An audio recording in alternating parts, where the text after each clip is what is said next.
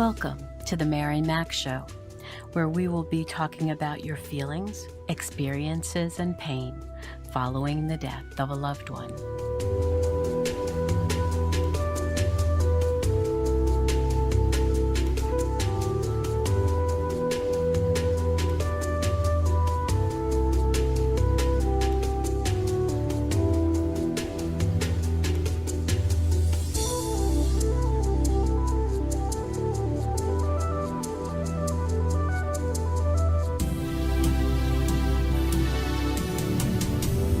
Hello, my friends, my warriors. This is Mary Mac of the Mary Mac Show. I'm very privileged today to welcome Angela Marie. That's how she goes on her Facebook page. And I must say, ironically, that was my stepdaughter's name for many of you who know me. And so I find that quite ironic and almost a blessing from heaven. And I think to myself sometimes when things like this happen, I think it's Nick and Angela meeting each other in heaven. So that's wonderful. And Angela lives in Kentucky, and her son, Nick, he was killed in Kentucky of fentanyl poisoning. He took a counterfeit drug, a Percocet, thinking it was a Percocet. And like many of you know, in the fentanyl arena, there are so many false pills, drugs, weed. So many are laced now with fentanyl and kills people almost instantaneously. So Nick was 24 when he passed away, and today happens to be his birthday. So there's a lot of ironies right now between Angela's name and between Nick's birthday today, and he would have been 28. So I am grateful that she's with me. He is survived by his mom, Angela, and his siblings, Hannah, Courtney, and Brandon. And he also had 7 nephews and 1 niece that he doted on, and they miss him very much. And so we're grateful for this time with you, Angela. Thank you for being here. Thank you for having me. Absolutely. Would you tell us about Nick's growing up years? Did he grow up in Kentucky? So we are from Kentucky and we moved to Florida when I graduated from college in 2006. So Nick he was 10 years old when we moved to Florida. So he went to some elementary school and middle school and most of his high school years in Florida. And we moved back to Kentucky his senior year. Me and Nick did. And so he graduated school in Kentucky. He graduated from college in Kentucky.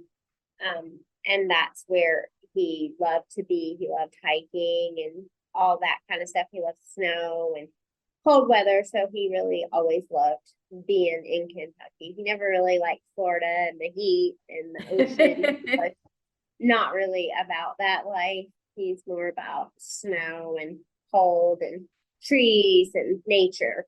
Mountains, yeah. Yeah, he loves that. And when he was in Kentucky, where did you guys live?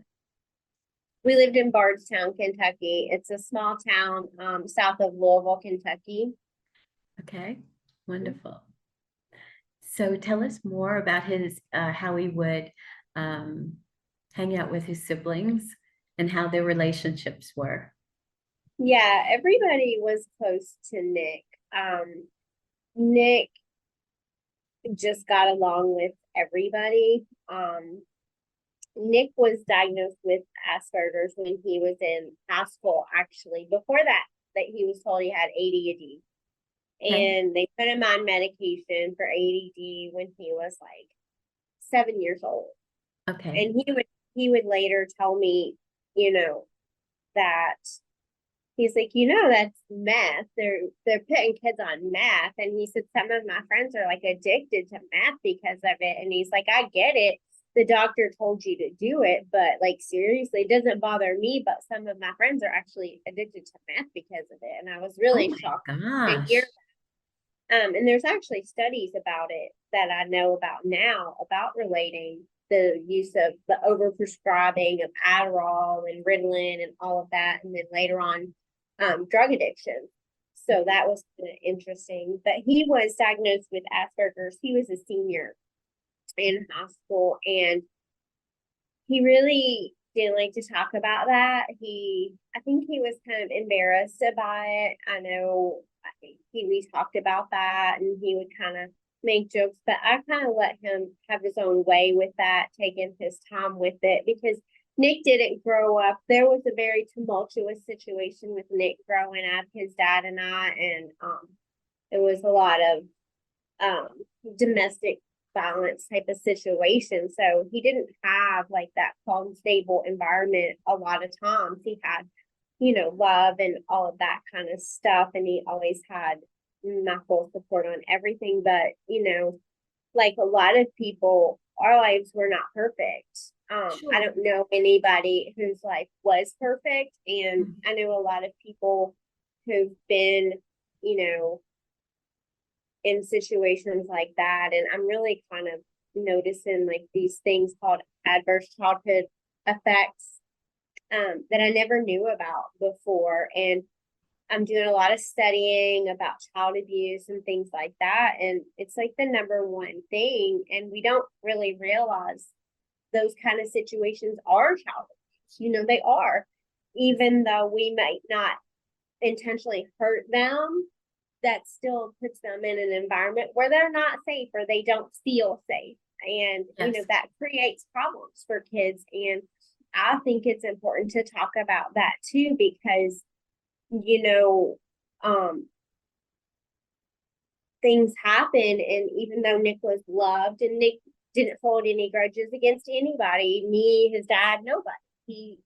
That's just the way he was, but he did go through a lot of things. And then when he was diagnosed with that, as a senior, he had a hard time with it. But, I just kind of let him have his way and supported him in being him and coming to terms with it because I could. Because in my environment, after his dad and I divorced, I could do that.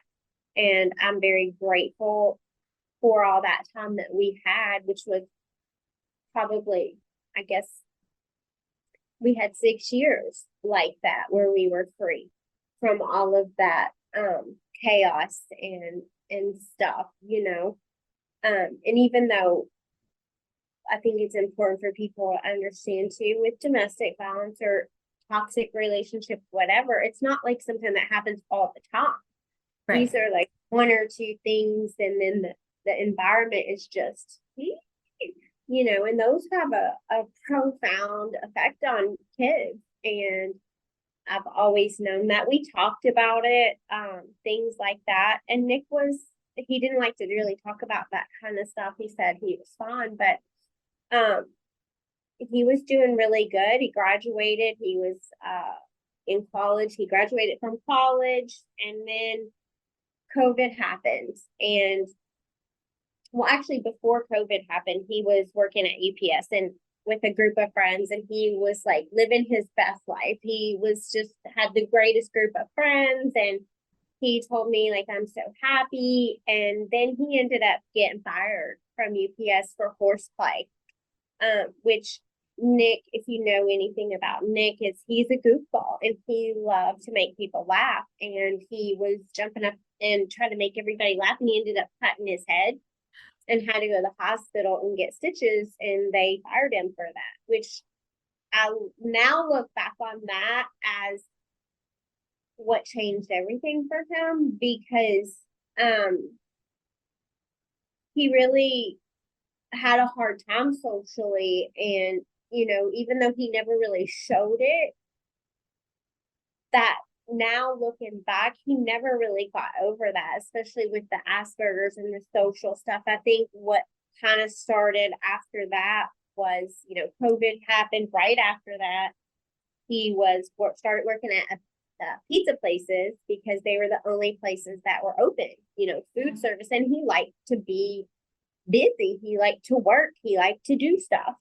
And that's kind of where he came in contact with these drugs, is where he worked.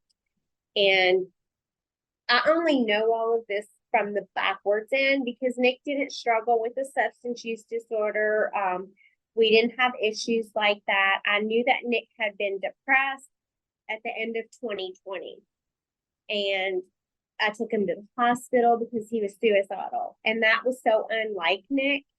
I knew that something was wrong, and he refused a drug test, which to me, that was not a red flag because Nick refused. Like when he was young, he didn't want you to cut his hair or his toenails or anything because he felt like that was a part of him and you were violating him. So to Oh, me, that wasn't even a red flag, and the situation was made worse by the staff and they were combative. And I looked back on that as a missed opportunity, but now I know they don't even test people for fentanyl. So if he was taking that at that time, they would have missed it.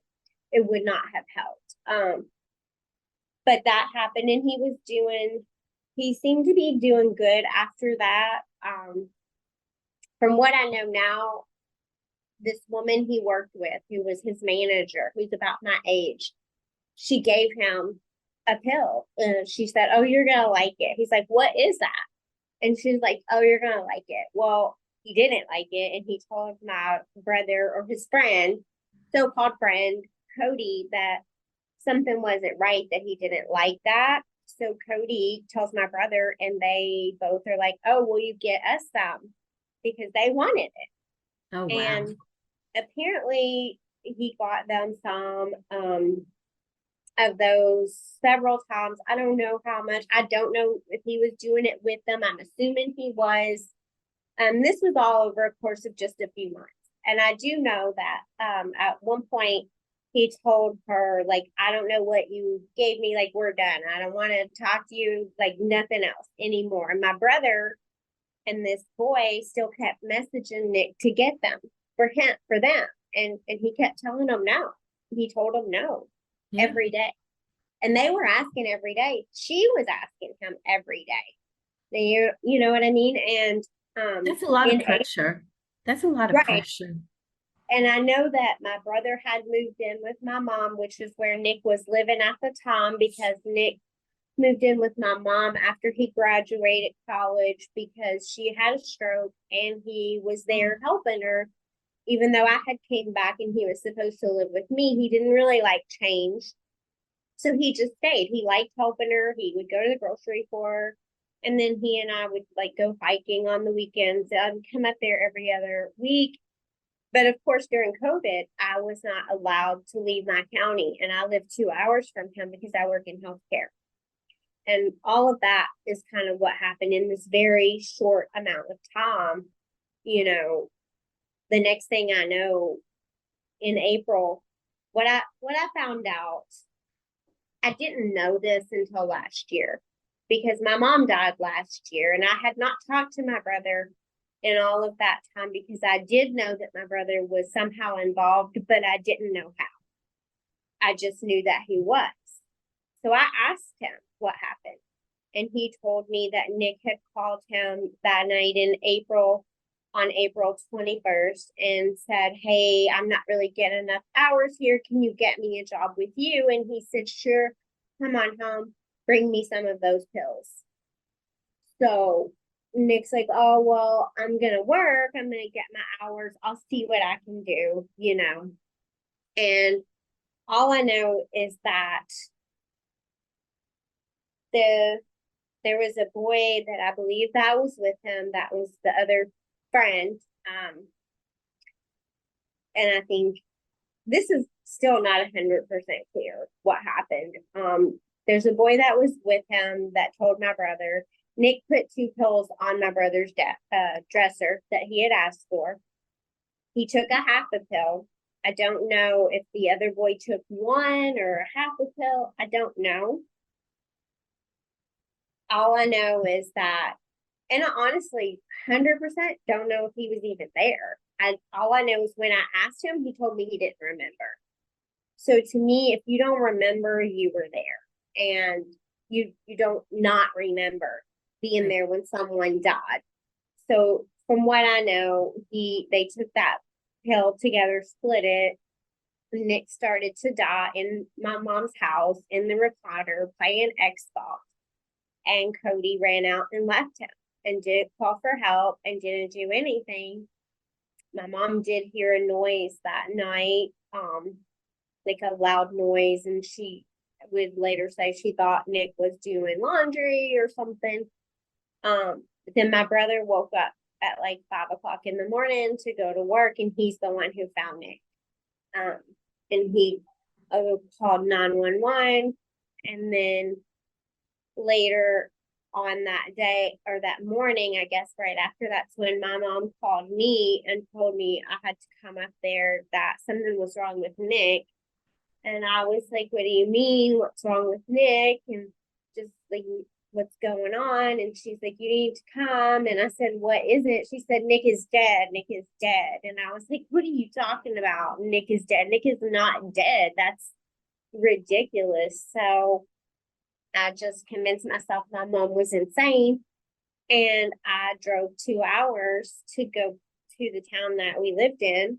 And during that time, my son is like, my oldest son, he was like, where are you at? I'm like, going to the hospital to see Nick. And he's like, Nick's not in the hospital. I was like, yeah, he is. He's like, Mom, Nick's not in the hospital. And I said, well, where is he? He said, Mom, he's at the morgue. I said, well, I guess I'm going to the morgue then. And he was like, well, why don't you just come here and we'll go, together. Yeah, together. Mm-hmm. At that point, when this happened, I didn't know anything about it. I heard somebody say the police had found a half a pill. And they were saying something about a half a pill. And I'm like, a half a pill? How in the hell can a half a pill kill you? Right. Right. So you have somebody who doesn't have a history of substance abuse. He sporadically does things with his friends if they're doing something. He smoked pot. But now you're dead from a half a pill. And they called it a Percocet. And I know that his dad and I were told that they were doing an autopsy, that a crime had occurred. And we're like, good. Okay, because we didn't want an autopsy because we both know what an autopsy is. I work in anatomic pathology. He's done those things because he grew up in a funeral home. But they said we didn't have a choice, that a crime happened. So I'm like, oh my God, a crime and a half a pill. Because at first, because of his depression, all of us thought he killed himself. All of us thought that. His friends thought that because he had been depressed, over the past few months. And that's what we thought had happened. So fast forward about 3 months, when I have a little bit of something in my head and I go to the police and I want to hear what's going on with the case. And the detective said, I'm sorry, I've never heard of your son. I don't know who that is. And I'm like, what do you mean? That's when I realized, my son's just another dead drug addict to them. And to me, that was so unacceptable because even if someone is on drugs, even if they're addicted, they still matter. Their life matters. Yes. And not even knowing who they are. But Nick had 2 cases because where that pill is believed to have come from was in a different county. So I called them as well. And he had told me that the prosecutor there would not do anything because he blames the people for taking drugs, and that I would have to get the Senate involved and have them change laws. And I'm like, yeah, okay. Why don't I just do all of this stuff that I don't know anything about and I've never heard of, but I will do it. Whatever it takes, I'm going to figure it out. Because he was like, our hands are tied. We want to help. We want to do something. We are stuck. We don't like seeing everybody, dying from this. And he said, I hate to tell you, but this is like going on. That's how I knew that it was bad when Nick's dad called to check and see when Nick's body was going to be returned to us. This was in April 2021. So COVID's really present. Sure. they told him, oh, it's going to be really soon because we're overflowing with bodies. And we're like, overflowing with bodies? What do you mean? Is, oh my God, COVID? And he said, no, fentanyl. And we're like, fentanyl? What is that? Never heard of that. What? I've never heard of Narcan, never heard of any of this stuff. And none of the police like explained any of this to you, that this was an issue? No, the police in Hillview where Nick worked, I will say, he has done an investigation, and the people that he believes that are involved have been arrested multiple times. They still continue to sell drugs. They've been in and out of rehab. They had kids in the house. At one time, they lost custody of their kids. And then the last I heard, that person's still in jail, and they're supposed to be working on a program. And like, he was like, if it makes you feel any better, I was like, it really doesn't. But if that person will get better and make the lives better for their kids, so be it, because I'm a big advocate of people not knowing what's happening, teenagers, people who are casually using, or children in a home where adults are present and they have drugs in the house and their children die. There's a huge lack of accountability missing in everything. So I start to find out like what's going on, what can we do? The police don't want to talk about it. They're telling me, oh yeah, substance use disorders, and we care so much. And I'm like, what are you even talking about? How Right. are you caring? And my son was not addicted to drugs. Do you hear me that a half a pill killed him? I didn't know. I kept waiting for the toxicology report to see how much Percocet and how much fentanyl, because they said it was probably a laced pill, is what they told me. Okay. Well, now I know there's no such thing as a laced pill, because there was zero Percocet. There was fentanyl, acetafentanil, and something called 4-ANPP, and all of those are fatal. And then what they do is they just basically throw in these fentanyl analogs and some binder powder, and they have a pill, and you don't know what's in it. And as far as I know, Nick and this boy split a pill. Nick died. Cody walked away.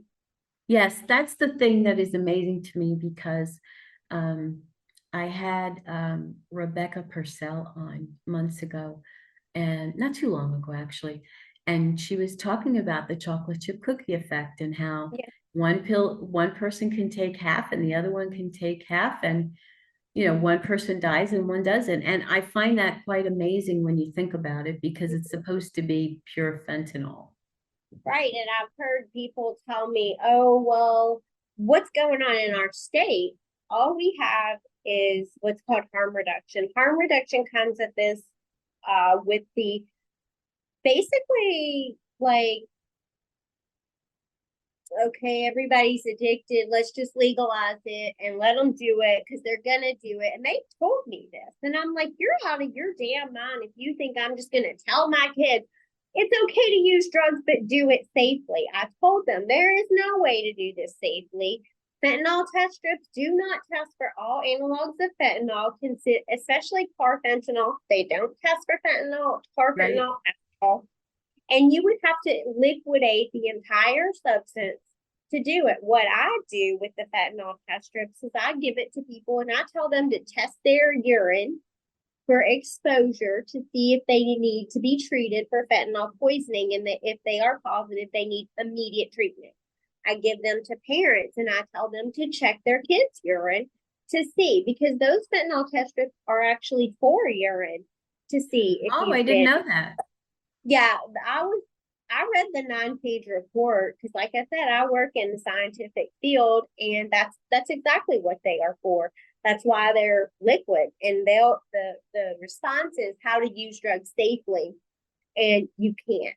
And the health department where I live put out a thing called "How to Stay Safe with Fentanyl," and they said snort or smoke, don't inject, rest and hydrate, listen to your body, carry naloxone, and don't use alone. To which I lost my mind on them. And I'm like, that is ridiculous. And they said, we're talking to a specific population of fentanyl addicted persons. So I talked to moms whose kids were addicted to fentanyl, and I showed them that sign and asked them how they felt about it. And they told me it was absurd. And that one mom even told me that her son actually believed that, and he's dead. And I said, you can at least put on there if you're struggling with a fentanyl addiction, because you're speaking to the general public. Right. And what you're doing is harming more people than you're helping, because you're putting out false information. There is no way to stay safe, but there's this push to call this harm reduction and let's just legalize it because everybody's going to do it anyway. And that, quite frankly, infuriates me, because that's not true. Not everybody's going to be doing this. Right. And I tell them, go out to Oregon and see how that works, because they've already overturned it.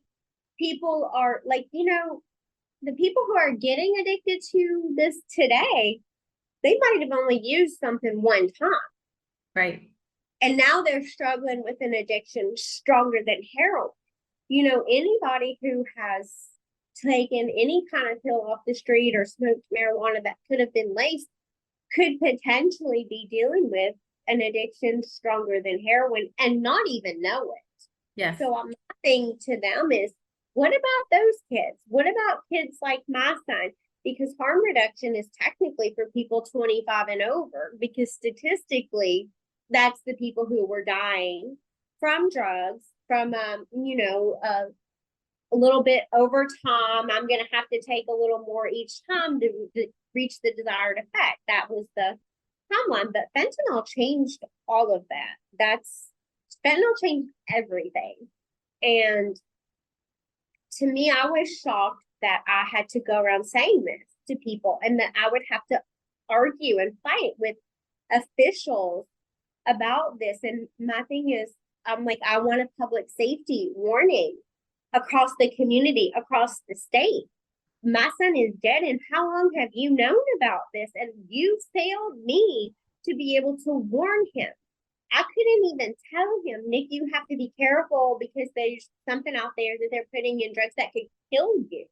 Right. I didn't even get to tell him that. And what kids are growing up in now is, well, just take this test strip and test your drugs for safety and go ahead and do it. And I know a mom of a 15-year-old girl, actually, she was 14-year-old girl, who found fentanyl test strips and Narcan under her bed. You know what I mean? And they're telling everybody this. They're telling kids this. They're telling adults this, because they are looking at this from the perspective of 25 years ago, when people were getting addicted, to drugs, and there was the stigma and everything. And then people would end up succumbing to their addiction over time because they would have to increase the amount they're taking. And that's not what's happening today. No, it's not. And it's not the same as it was 25 years ago, where you could recreationally try something on the weekends and party with your friends and you'd be just fine. And now you can't do that. I mean, no matter what you take, you don't know if fentanyl is in it and has the possibility of killing you within minutes. Right. And that's why I strongly focus my work on children, because they're, in my state, the only funding is harm reduction. And what they're talking about is addiction and decriminalization and test your drugs for safety, calling themselves Narcan fairies and all of this. God. And or fentanyl test strip fairies. I don't like this. I don't like this because I told them this. I said, if you think those are working, let's go down to the police department and get that other half a pill that didn't kill my son and give it to your kid. Yeah. And let's see if they live. Wow. And guess what? So I said, guess what? Your kid doesn't get Narcan because my kid never heard of it. So yours doesn't either. And if you still want to, I said, they can even put that little fentanyl test strip in and test it. Maybe it'll work. Maybe it won't. I don't know. But if you are willing to do that for your own kid, then by all means, keep telling everybody that. But if not, you at least have to educate. I've given people test strips who are addicted to drugs because they ask for it. There is no one size fits all. I'm not saying what they're doing is like wrong. There's a need for what they're doing, and they help a lot of people. I'm not in any way trying to diminish what they do on that end, right? Because this one size fits all, I'm right, you're wrong, is how we got here. And that's not gonna work. It's not gonna work. It's not gonna fix anything, because people who are struggling and are addicted do need their help, and they do need whatever they can provide. And there is a stigma and a shame that keeps them away from trying. I understand that as well. And I do think that's important. But where I'm coming from is the prevention and education and awareness of a new population of kids that are dying that never become addicted to drugs. My son never became addicted to drugs. Could he have become addicted? I don't know that. Maybe, maybe not. I'll never know. And to me, that's all that matters, you know. And when I started seeing this happening, and that's why I got involved, because nobody in my state was talking about it. And I was just, to me, it's just criminal behavior that the people in charge have known about this, and they've sat in it in silence. And our slogan is, you know, silence is deadly and stigma kills, because people do think that if you're using drugs, you're a bad person. Everybody I know has tried drugs at least one time. Everybody that I know. I would be dead if I was a teenager from trying something. Yeah. I didn't develop an addiction. Was it right or wrong? It doesn't matter. Kids don't get that choice today. Kids are just not safe to be kids, and that shouldn't sentence somebody to death for trying something and they don't know. And then kids also think they're invincible. They don't realize kids are dying. You know, I'm a kid. I'm not really going to die, you know, but you don't get a second chance. You know, my son never, not with these kind of drugs. No, not with these kind of drugs. Nick never got to go to rehab or recover or do any of those things. We didn't have a battle or anything like that, you know, and that's why, to me, it's so urgent that people understand it's not what you think. When all you see on the news is people saying, take these test strips, test your drugs for safety and your addiction, then that is skewing the public's opinion to what's really happening. It's missing all the people who weren't addicted. I know 18 to 45 is the age range in America that's the number one killer. Yes. Fentanyl. Yeah. So in our state, in Kentucky, the number one killer of people aged 20 to 74 is fentanyl poisoning. Oh my goodness, that's a big difference. Yeah, and they actually are, it's called the Kentucky Injury and Prevention. They actually did call it drug poisoning, which I was so grateful, because they're really good. I've been working with them. I'm the one who got them to separate from just calling everything drug overdose to call it fentanyl poisoning, and now they just call everything drug poisoning, which is great, because the police and everybody's like, they think that I'm like ashamed and don't want my son associated with overdose. And I'm like, no, that's not true. If my son took too much of his prescribed medication and abused his medication, whatever, I would say he overdosed on his medication. He did, because there was a dose and he exceeded it. But this is an overdose. If I take a half a pill, what in my brain anywhere tells me that I'm taking a lot? Overdose, over too much. Right. And it's that a word in and of itself is a stigma, because it's making people believe that everyone's doing it to themselves. Right. Taking too much. They're just taking too much. Don't do it. Don't do it. You know, I've had people. Yeah. And my kids wouldn't do that.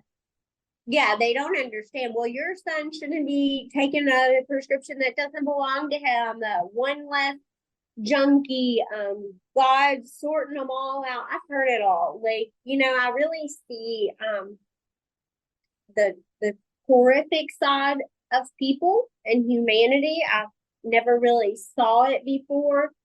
I guess I kind of taught my kids to be, I wanted to have more of a grandy, like I don't know what's the word, like everything's good and happy. I Yes. taught them to see the good and to pay attention to that, but I didn't teach them, and this is something I say about Nick. I taught him to love and to show up for people, and I'm so proud of him that he always did that. But I didn't teach him that you can't freaking trust everybody. And not everybody who smiled at you is your friend, even people like your own uncle. Because, a good uncle would never, ever ask Right. you to do drugs with them. And they Right. certainly wouldn't do that. And then they wouldn't, and people who say to me, friends do this with each other. No, friends don't leave friends to die alone. Friends don't give friends things that can kill them. And then friends do not know that you died and know where it came from and remain silent as they watch you suffer and other people die. To me, that is criminal Evil. behavior as well. Because Evil. if you know, like if I knew who killed your child and I don't say, I am to blame as much, because how Yes. many more people are going to die? The snitches get stitches thing is insane to me. These days, silence will get you dead, and I can't tell you how many people that I know, and they're like, I know exactly who did it or where it came from. And the police are just like, the police in our town, they could care less about my son. They could care less. His case is still open only because I've begged them not to. They didn't investigate anything. And like most parents, I investigated everything. Everything I found out on my own. Yeah. Any, I would tell anybody who just found out, you really should hire a private investigator if you can, because then they can hold the police accountable. At that time, I wasn't sure. I didn't know what happened. I still thought my son killed himself. I had no idea why the police said this was criminal. I had no idea why. And as you go through anything traumatic like this, you're not in touch with your higher functioning brain. You're really in that flight, fight, or freeze stage. So you Yes. cannot think about those things. And we shouldn't have to. We should have things in place to do that for us, and parents have to deal with the shame and blame and the stigma too. Like, oh, your kid's a junkie and it's their fault and your fault, which we hate that word. And I don't think whether someone's used drugs for 10 years or 10 minutes, it doesn't matter. You know what I mean? It's still a life. I do say, if I don't buy into that, my kid was addicted to fentanyl and they were selling it to support their habit. I don't buy that at all. Your kid should be in prison, is where your kid should be. And you can go visit your kid. And I would love to visit my kid in prison, but that type of enabling behavior helps no one and hurts and kills people. Yes. Kills people. I had someone come into my group saying that, and I was like, I'm sorry for your loss, but this isn't the place for you. I wish you well in what you do, but this isn't the place for you. I have compassion for anyone, but people need to be accountable for their actions. If my son had done this to someone, I would expect him to go to jail. Because if you commit a crime, you go to jail. And this isn't like a little thing. People are being mass murdered over these things. And, my son died so some drug dealer could make $30. And that's not okay with me. And now they've had 3 opportunities to go to rehab and keep coming in and out. And I understand that's the way addiction works. I do. But where's that line? You know what I mean? If Yes. you were drunk driving and you can't just say that. Oh, well, I was drunk and I didn't mean to like rape 5 women. Is that okay? You know what I mean?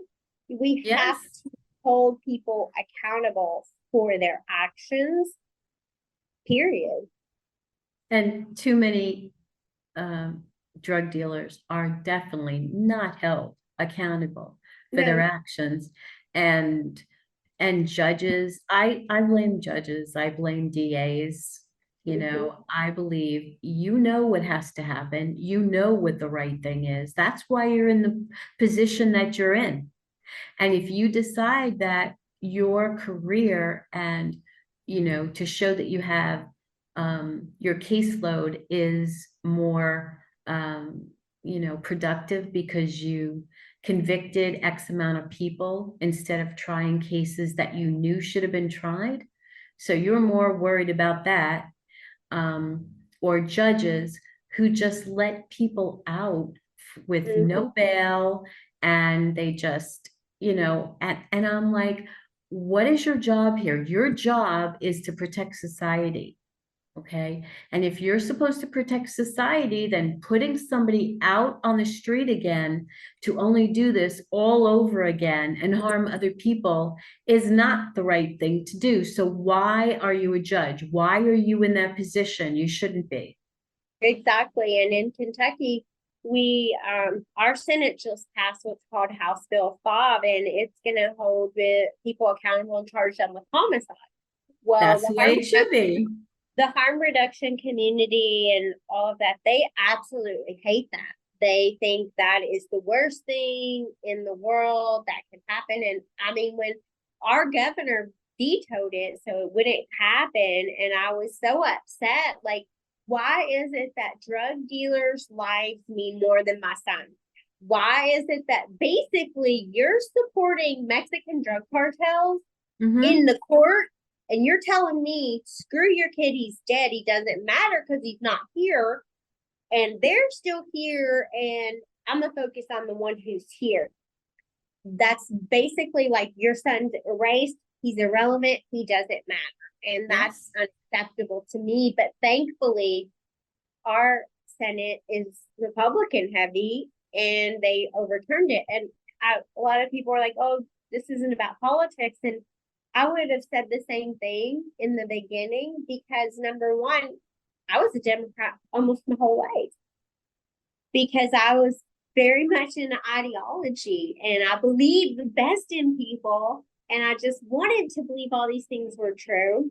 And we had this Democratic governor, Andy Bashir, and I thought he's doing all this stuff for addiction. He's going to do something. He's going to care. He's going to help. That man has never said fentanyl poisoning. He has never done anything to support what we do. He doesn't mention it. He still calls everything overdose and talks about what he does for addiction, but he will not acknowledge what's happening. And I started to see that it really is like that. And I was blindsided by, like, why is it that Democrats do this and Republicans? What is happening? I felt like I was in some sort of a joke. Like, is this real? I kept saying, is this really happening? How can this be real?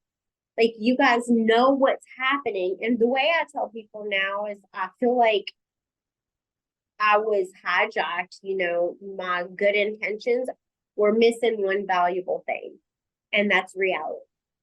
Because people are still people at the end of the day, and sometimes people are shitty. They kill other people, they don't care about other people, they're selfish, and they will do what it takes to do whatever they want. And that's just a cold hard reality. And I think people's intentions are generally good in what they want to do and what they want to believe. And it's just sometimes we're manipulated as people, you know, to get these outcomes. And I just don't want anybody to find out about fentanyl poisoning and what's happening the way that I did. Right. because it rearranged everything forever, not just for me, but for my kids and my grandkids and everything. And I don't want people to have to keep going through this, but they are. And it's not getting better. Our governor in Kentucky had put out last year how our drug overdose deaths went down by 5%. And he was very proud of that. But we don't really see that. And then, like, they put out something a few days ago about how in central Kentucky, where I'm from, they have like the unprecedented amount of drug deaths. And I'm like, some things aren't adding up, right? Things are Yes, not exactly. That doesn't make sense. right. And it was an election year, Of we course. were having, Isn't this year he's up for governor again? it was last year and he won against our and I thought for sure that he would care because a lot of people really like him and stuff. And I just have a huge problem with the fact that you're in charge of these things and you won't even acknowledge it. And his staff was rude and they're like, well, we've done everything we can do for you. You're still not satisfied. Like he put me in with the Kentucky Drug Safety Department, and I was like, well, we need billboards, we need awareness, we need every. He said, oh, we can't afford billboards. I said, neither can I, sir. But Kentuckians are dying, and somebody's got to warn them. So I don't know why you think it's. He's like, we talk about fentanyl all the time. I said, you've never talked about fentanyl. You might talk about fentanyl in the back room with your closed meeting, but you're helping no one.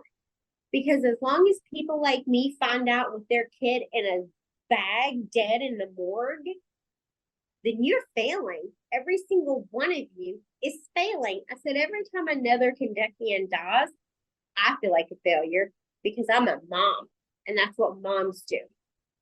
How do you feel about it? This is your job. You get paid to do this. I don't Love get paid it. anything.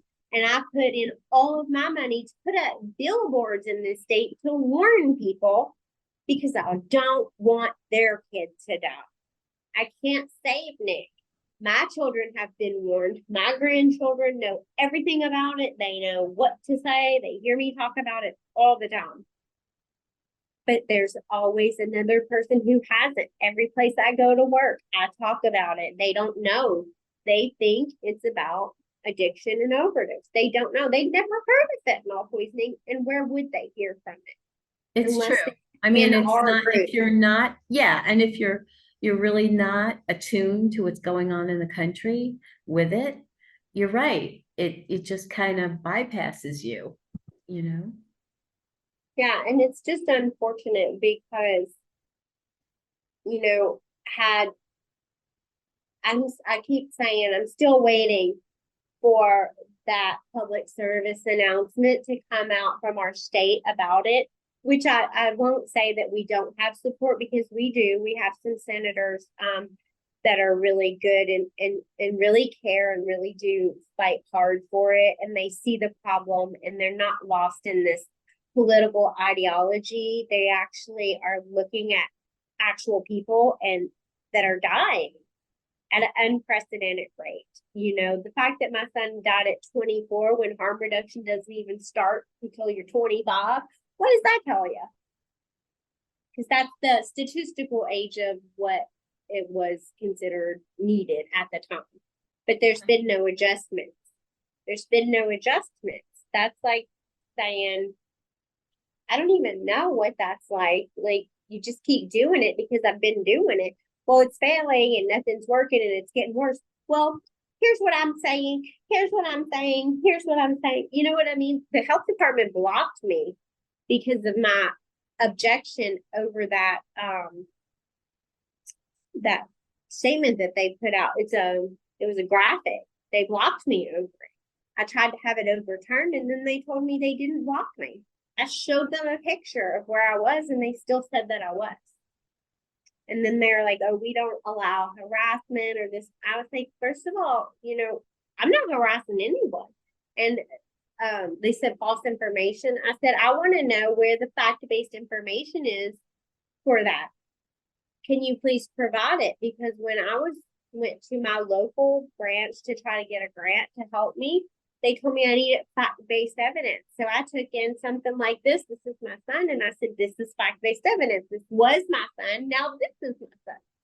They said, no, that's not what I mean. And so I had to find these things and create it, which is when I started working with the Kentucky Drug Safety Department and stuff. But I asked them, where's the fact-based evidence that says that if you snort or smoke fentanyl, you're safe?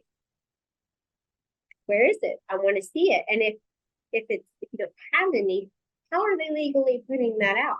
Who's in charge of monitoring this? I want to talk to them. Guess who's in charge? I don't know. I still don't know who's in charge, because they told me, follow the money, you'll find this or that. But this is the health department. I thought that was like, had to be gone through, and they go through channels and be safe. Right. I took my kids to health departments when they were young, and now the things that I see that they're putting out, it's all political ideology, and it is not fact-based. It's not. But if it helps one person too, I still can't stop that. I want that to happen, because I do acknowledge again that not just this one thing is happening. There's still people who've been struggling for a long time that still need help, but kind of get with the times and see what's happening now. That's like when you have people in rehab who are like leaders and stuff because they were addicted to drugs 20 years ago. You don't understand. It's changed and it's not the same. And I don't have all the answers, but I certainly have I bring a lot of what's not working. And instead of being shut down or ignored or blocked, as my son is in the room in an urn, because I'm the people you're supposed to be helping. I am the person that you get funding to help, and you won't even listen to me. Mm-hmm. How is that okay? And then there's also some good people in that do, you know what I mean? And they say, oh, I didn't realize that, and they learn and grow it. And that's all I can really hope for. But I have to point out all the things that are not working and that are missed and that need rapid attention and change. Even while I can acknowledge you do a lot of good, you have to start acknowledging this and not just put out a cookie cutter thing. Oh, we did it. They want prevention. Let's throw up a tent and have all of our people in recovery come. Who are you helping? Who are you helping by doing that? Nobody. You're still with your same people doing the same thing, only you checked off a box and got money to do it. You get paid for that. Yeah. You know what I get paid for? What I go to work and do. You know how much money I've invested in this, and other families have invested in what I do? Oh, yes, I know exactly what that is. You do. And we I don't. do. Oh my God, all the tens of thousands of dollars, maybe even more, over all those years going to Albany, lobbying, trying to make a difference, trying to explain to them, you know, uh, trying to make laws that will be better for crime victims. I know exactly what you're talking about. Every time you go to a rally, it's the, hotel and the food and the transportation from the airport and the airline and whatever else and the banners, and it's chaotic. It's It's a just lot. it's And a we lot of money. I mean, if every victim's family, every, victim's family started to tally up all that they've spent to Receive a do the lot. government's job, right? To do the Exactly. government's job, Mhm. they would be flabbergasted. I never added it up. I was afraid to ever add it up because I Right, knew it was gonna be crazy numbers right. And like, that weren't gonna go to our retirement or anything else for that matter. right, and here we are, the victims, families, and I've heard people in these arenas say, oh, they want to say their kids are victims, and like, no, I don't want to say anything. That's just a fact. When somebody sells you substance that's presented as one thing and it turns out to be a poison that takes their life, I'm not saying he's a victim. He is a freaking victim. Period. Is Like, because he had no idea that what he was taking was counterfeit. had he What taken a half a Percocet, Nick would be alive celebrating his 28th birthday with us today. That's right. But it was, and a drug dealer made that decision and made that choice to do that. And I don't care if they're struggling with addiction or not. If you are going to sell people something that you know can kill them, you're going to and need to go to prison. And in Kentucky, you're going to be charged with drug-induced homicide. And these police that in my county need to get up with the program, but there are other police in our state that are already doing good. Plus, they take an approach of also understanding that some people are addicted and they really try to do good with that, because it's not like, knock you out and your low life doesn't matter. Like, work for it, work to do better, work to make amends and right your wrongs and become a better person and create that for your family. You can't just continue doing shitty things to people and killing people and expect to just keep getting out to try again. What are you going to keep trying? The same thing. That's all you know. That's all that the system teaches. In Kentucky, we have an amazing program in Kenton County, with the Kenton County Sheriff's Office and the Kenton County Jail. And they have, it's called a Life Learning Center, where people who are in the jail can go in and learn skills and complete the program. And it's a lifelong thing. And they have a lot of success with this, about rehabilitating people in jail, That's giving them good. MAT and things like that. And so technically we have the means. We have plenty of examples like that one in the success rate. And we have the space of all these jails to where you could do it. And of course, some people will never qualify for those things because they don't want to, but anybody who wants to and wants to do the work, we already have this. You can't just say, and I hear this a lot, well, the system keeps everybody down and you can't keep arresting people and blah, blah, blah. You do have to arrest people when they commit a crime. You can't put them back in the same environments and expect them to change, because, Yeah. if you're an abused kid and you tell your teacher and you're like, okay, and they call your family to find, and you get sent home, you're going back to that abusive environment.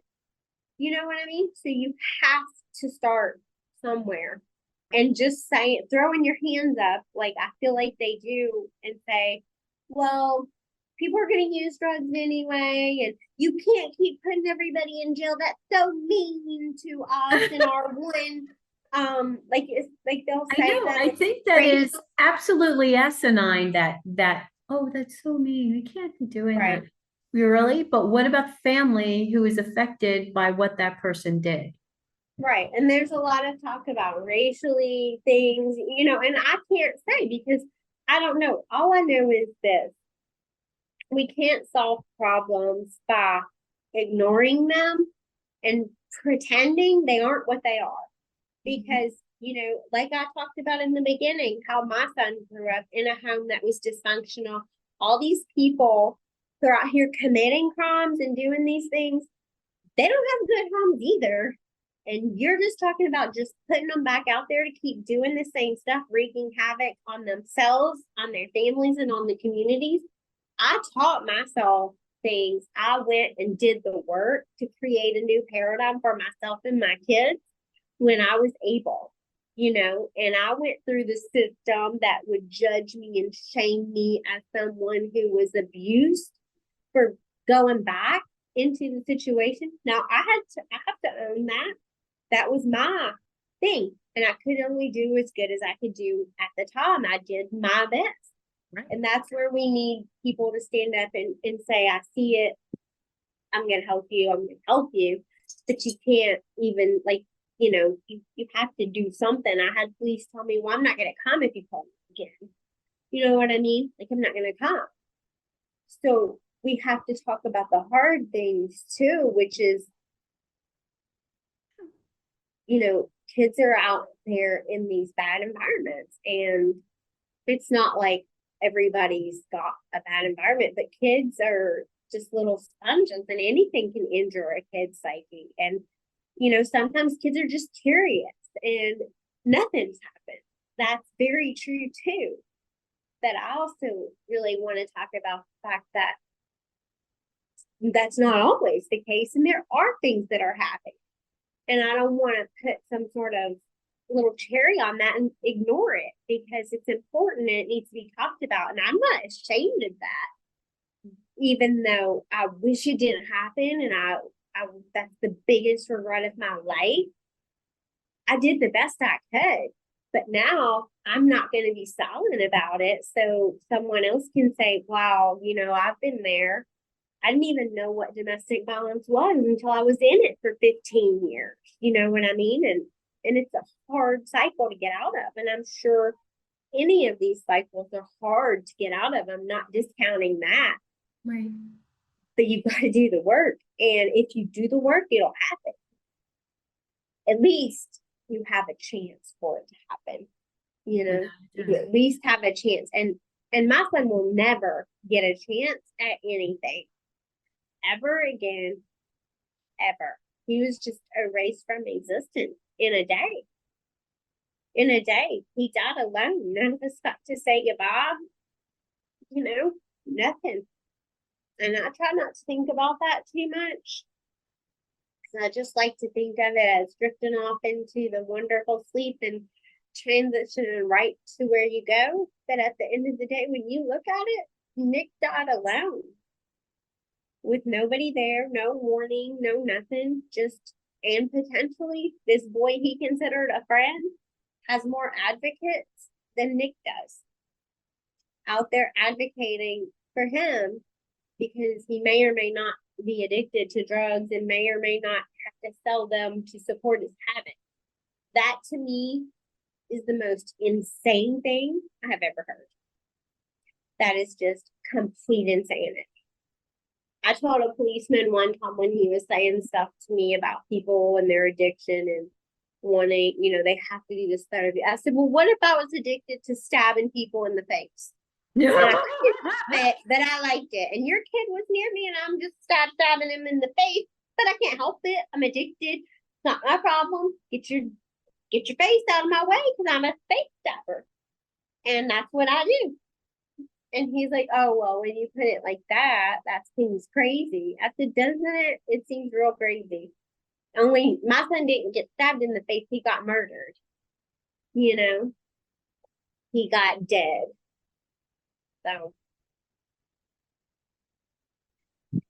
What did the guy say about that when you said? He just said that he didn't really think of it like that. But the police where I'm from,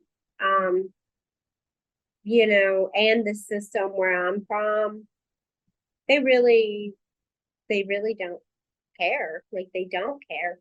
I was told they had a high profile case and they made an arrest and somebody went to jail. Do you know how many people in our one small town have died, and you're telling me you arrested one person? And now I'm supposed to be grateful to you doing a great job? And our prosecutor told me what a good job he felt my detective did. And I was like, I can't even say anything to you about that, because I can't even argue with it. It's so insane. I'm just like, there are just no words for it because I spend a lot of time arguing with them and arguing with people about it. And I had to, and it had to be done. And it doesn't make me the most popular person in Kentucky, but I don't really care Yes. because before my son was killed, you would have never known who I was. And if you didn't want me talking, I guess you should have done something to prevent his death, but you didn't. So I'm going to keep talking about it until you do something to prevent the next one. I'm going to pause there. Next week, we'll continue our conversation with Angela Marie about her son, Nick, and her advocacy work. I hope you will join us. Please remember to subscribe. Please subscribe so that others will learn more about this horrible scourge of fentanyl. Bless you. See you next week.